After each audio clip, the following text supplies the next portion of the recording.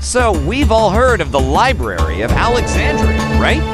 The ancient Egyptian structure that housed thousands upon thousands of scrolls and books until some tragedy struck and it burned to the ground. A building so important it has inspired countless works of fiction and is often used as a metaphor for knowledge lost due to some unforeseen circumstance. It is generally accepted in the historical community that this library did indeed burn down, and that its destruction resulted in the loss of many important texts which could have helped us better understand the ancient world. But what if that wasn't actually what happened?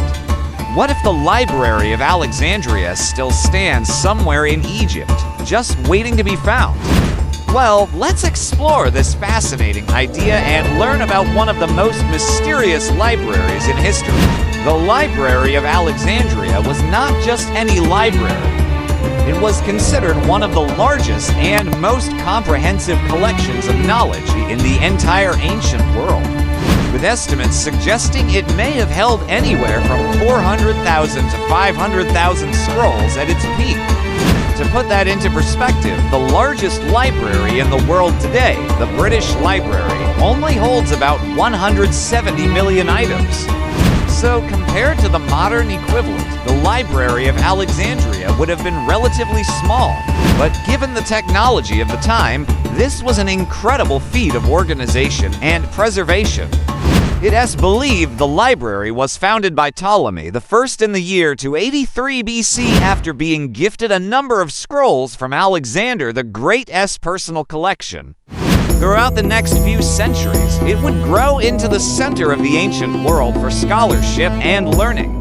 In fact, during its peak, it was said that every ship arriving in Alexandria was required to turn over a copy of any book they had on board to be added to the collection.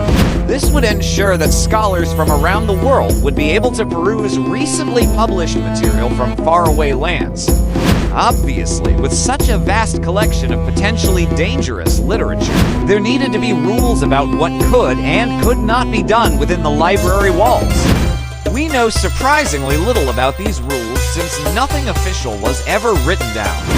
However, the historian Pliny the Younger wrote about visiting the library and has given us some details about what he experienced. He mentioned that visitors were not allowed to touch the books or even speak while inside the library.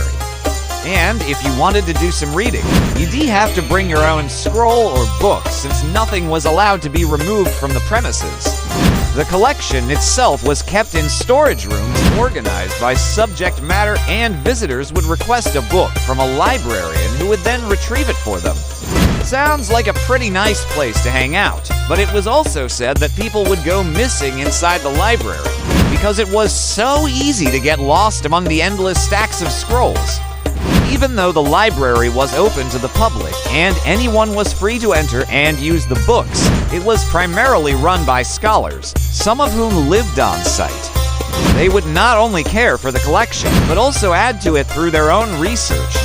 It is thanks to their work that we have such detailed descriptions of the library from Greek historians like Callimachus and Aristarchus, as well as Roman historians like Pliny the Younger and Strabo. But despite being so revered throughout the ancient world, very little evidence of the library remains today. The main reason why most people believe the library was destroyed was because of a fire reported by the historian Ammianus Marcellinus. He described how a fire broke out in the city of Alexandria, which just so happened to spread to the library and burn it to the ground. But there is some doubt as to whether or not this fire was actually connected to the library.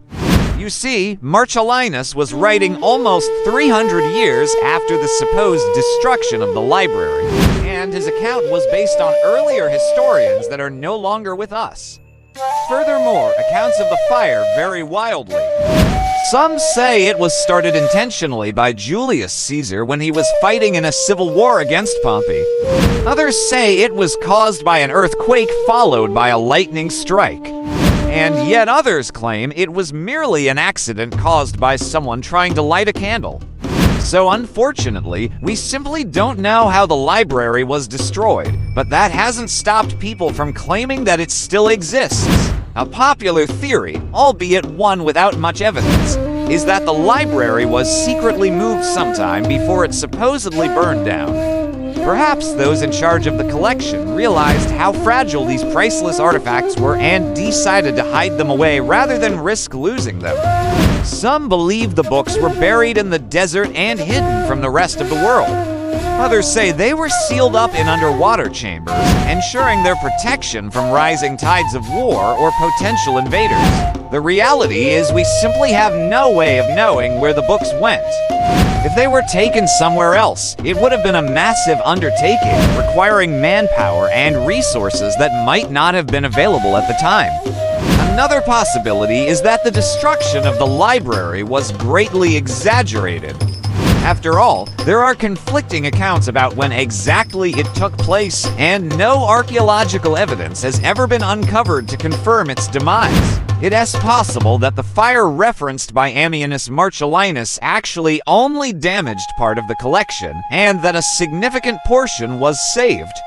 In fact, underground chambers have been discovered beneath the ruins of the Serapeum, a temple nearby the supposed location of the library.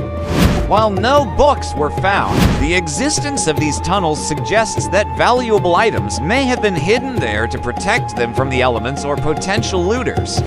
It's possible some particularly important texts were moved here from the library to ensure their safety. Ultimately, we simply don't know what happened to the Library of Alexandria. But that hasn't stopped people from searching for it over the years. There have been several attempts to locate the hidden library, with the most famous being that of John Anthony West and his team. Using ground-penetrating radar equipment, they scanned large areas of the Egyptian desert near Alexandria in hopes of finding buried chambers containing ancient texts. While they did discover some interesting anomalies, nothing concrete was ever found and their search came up empty-handed. It's hard to say why people are so fascinated with the idea of the hidden library. Perhaps it is the mystery surrounding its disappearance, or the thought of all the knowledge that could be lost forever. Whatever the reason, the legend of the library continues to capture our imaginations and inspire new theories and investigations. Personally, I think it's highly unlikely that the Library of Alexandria still exists somewhere in Egypt. Had it survived, even partially, I'm sure there would have been some accidental discoveries made by now. Additionally, people from that time period were not exactly known for their discretion. Had they moved the collection to another location, chances are someone would have blabbed about it at some point over the last millennia.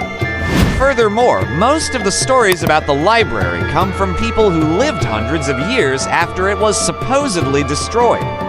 Many of these accounts are likely second or even third-hand, meaning the information is even more corrupted than usual. That being said, the lack of archaeological evidence is not exactly convincing. Much of the Egyptian coastline has been eroded away over the last 2,000 years, potentially causing the physical library to be lost beneath the waves. For all we know, the books could be sitting in some underwater cave right now. But the truth is we may never know for sure. With that said, we do know that several ancient libraries did survive, including the one at Ashurbanipal in Nineveh, which contained roughly 30,000 clay tablets dating back to the 7th century BC. Another famous surviving library is the one at Herculaneum, which was discovered in 1750 under 6 meters of volcanic ash. It contains around 1,800 shard scrolls and is particularly important because many of the documents date back to the time of Jesus Christ. If you enjoyed this video and want to see more like it, please stay tuned for more content. Thanks for watching, and I'll see you guys in the next video.